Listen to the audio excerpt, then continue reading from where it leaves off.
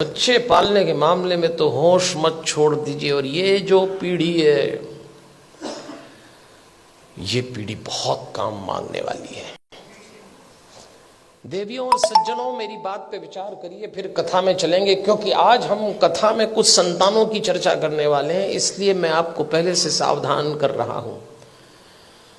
संतान पालना मुश्किल काम हो गया। क्यों हो गया मुश्किल काम? 50-60 साल पहले भारत के घरों में बच्चे आदेश आधारित सिद्धांत पर पाले गए। इसको अंग्रेजी में कहते हैं इंस्ट्रक्शन बेस्ड थ्योरी। 50-60 साल पहले, उनमें से कुछ लोग बैठे होंगे, घर का कोई एक सदस्य, दादा हो, पिता हो, बड़ा भाई, आदेश देता था और सबको पालना था। कोई चांस नहीं था माना करने का। आदेश आधारित सिद्धांत पे संतानें पाली गई और योग्य भी हो गई। समय बीत गया, वो सिद्धांत चला गया, दूसरा आया।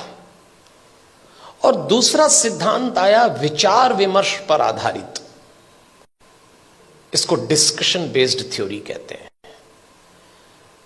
जब दूसरा समय आया, दूसरा चरण आया, तो बच्चों ने माँ बाप से विचार विमर्श किया। माता पिता ने आदेश दिया, इन्होंने डिस्कशन शुरू किया कि ऐसा क्यों है, ऐसा क्यों नहीं हो सकता। लेकिन विचार विमर्श था, और विचार विमर्श करने वाले बच्चों ने अंत में कहा कि बात समझ में तो नहीं आ रही, पर आप जैसा कह रहे हैं मान लेते थे।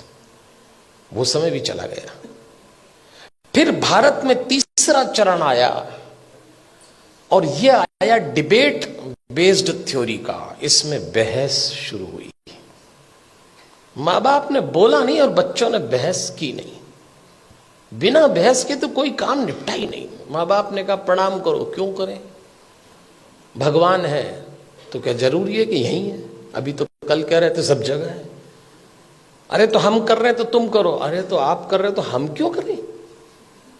भगवान आशीर्वाद देंगे इसलिए प्रणाम करो। तो प्रणाम नहीं करेंगे तो क्या आशीर्वाद नहीं देंगे? अब 2 सवाल, उनका जवाब।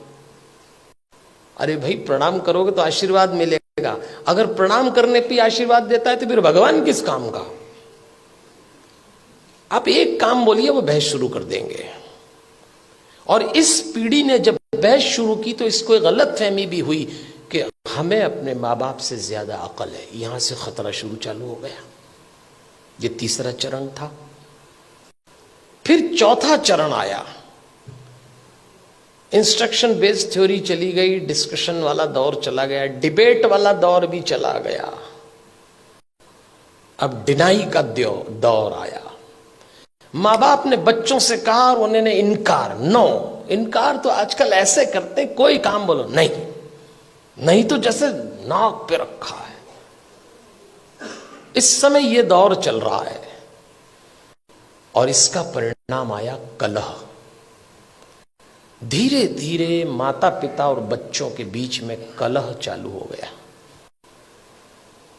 बाहर का वातावरण बहुत खतरनाक है।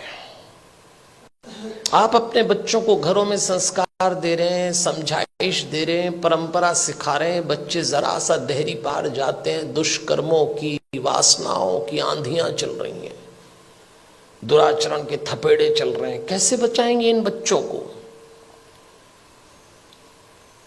और सुनते हैं नहीं, कलह शुरू हो गया। एक वक्त था जब बच्चे बड़े होते थे, बाप की छाती चौड़ी हो जाती थी, मां का मुखड़ा खिल जाता था।